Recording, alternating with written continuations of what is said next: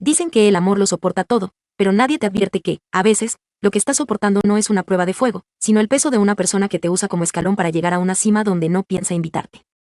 Mi nombre es Elena y durante 10 años, mi vida no fue mía. Fue un proyecto. El proyecto de convertir a David en el hombre exitoso que es hoy. Pero lo que no sabía es que, al construir su futuro, estaba cavando la tumba de mi propia dignidad. Conocí a David en la universidad. Él era brillante, ambicioso y tenía esa mirada de quien se va a comer el mundo. Yo era una joven llena de sueños también, quería ser diseñadora, pero cuando él entró en la facultad de medicina, los números simplemente no daban. Recuerdo perfectamente la noche en que tomamos la decisión. Estábamos en nuestro pequeño apartamento de una habitación, compartiendo un plato de pasta recalentada bajo una luz amarillenta. Él estaba estresado por las matrículas, por los libros caros, por la presión. Lo miré a los ojos y, con una ingenuidad que hoy me duele, le dije que no se preocupara. Que yo dejaría mis estudios, que trabajaría el doble para que él pudiera ser el cirujano que soñaba. Él me tomó las manos, me besó las palmas callosas por el trabajo y me prometió que, en cuanto terminara, sería mi turno. Me prometió que nos casaríamos, que viajaríamos por el mundo y que yo nunca más tendría que mover un dedo. En ese momento, sus palabras se sintieron como un refugio. No sabía que eran solo una estrategia de marketing emocional. Durante los siguientes 8 años, mi rutina fue un ciclo implacable de agotamiento. Trabajaba en una cafetería por las mañanas y limpiando oficinas por las noches. Mis manos, que antes dibujaban bocetos delicados, se llenaron de grietas por el cloro y de quemaduras por el vapor. Llegaba a casa a las 2 de la mañana, con la espalda gritando de dolor, solo para encontrar a David estudiando. Le preparaba café, le organizaba los apuntes, le daba masajes en los hombros mientras él se quejaba de lo difícil que era su vida. Nunca me preguntó cómo estaba yo. Nunca me preguntó si me dolían las piernas después de estar 10 horas de pie. Yo me decía a mí misma que era un sacrificio necesario, que éramos un equipo. Pero en un equipo, ambos jugadores corren, no uno carga al otro mientras el otro se cuelga las medallas. Finalmente, el día llegó. David se graduó con honores y consiguió una plaza en una de las clínicas más prestigiosas del país. Fue un alivio inmenso. Por fin, pensé, el nudo en el pecho se va a soltar. Empezamos a tener dinero. Nos mudamos a un edificio con portero, compramos muebles nuevos, y él empezó a usar trajes que costaban más de lo que yo ganaba en 3 meses de limpieza. Pero con el éxito, David empezó a cambiar. O quizás, simplemente dejó de fingir. Empezó a llegar tarde, alegando cirugías de emergencia. Cuando estaba en casa, me miraba con una mezcla de lástima y desprecio. Ya no encajaba en su nuevo mundo de galas benéficas y cenas con otros cirujanos. Yo no hablaba de golf ni de inversiones, yo hablaba de lo que había aprendido en la calle para sobrevivir. Me hacía sentir pequeña, fuera de lugar. Empezó a criticar mi ropa, mi forma de hablar, incluso mi risa. Me decía que debía ser más sofisticada, que ahora representábamos algo. La bomba estalló un jueves por la tarde. David llegó a casa temprano, algo inusual. Se sentó en el sofá de cuero blanco, se ajustó la corbata de seda y, sin siquiera mirarme a los ojos, me dijo que quería el divorcio. Sentí como si el suelo desapareciera bajo mis pies. El aire se volvió sólido en mis pulmones. Divorcio, alcancé a susurrar. Él suspiró, con esa frialdad clínica que usa con sus pacientes terminales.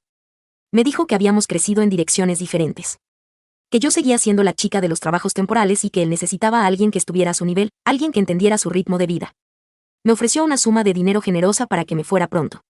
Me trató como a una empleada doméstica a la que estaban despidiendo con una buena liquidación. Esa noche, mientras él dormía plácidamente en la otra habitación, mi tristeza se transformó en algo más oscuro y afilado, una sed de verdad. Sabía que había algo más.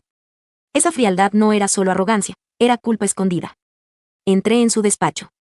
Busqué en sus estados de cuenta, en sus correos electrónicos que había dejado abiertos en la computadora de casa. Lo que encontré fue una daga directa al corazón. David no solo tenía una amante, una joven residente de su hospital. David llevaba 2 años usando el dinero que yo ganaba con tanto esfuerzo, el dinero de mis turnos dobles de limpieza, para pagarle un apartamento a ella. Encontré facturas de joyas compradas mientras yo ahorraba para pagar la luz. Encontré mensajes donde se burlaba de mí, llamándome su mula de carga y diciendo que no veía la hora de deshacerse del olor a desinfectante que yo traía a casa. Me quedé sentada en el suelo del despacho, rodeada de papeles, mientras las lágrimas caían sobre las pruebas de su traición. Me dolía el alma, pero también sentí una claridad aterradora.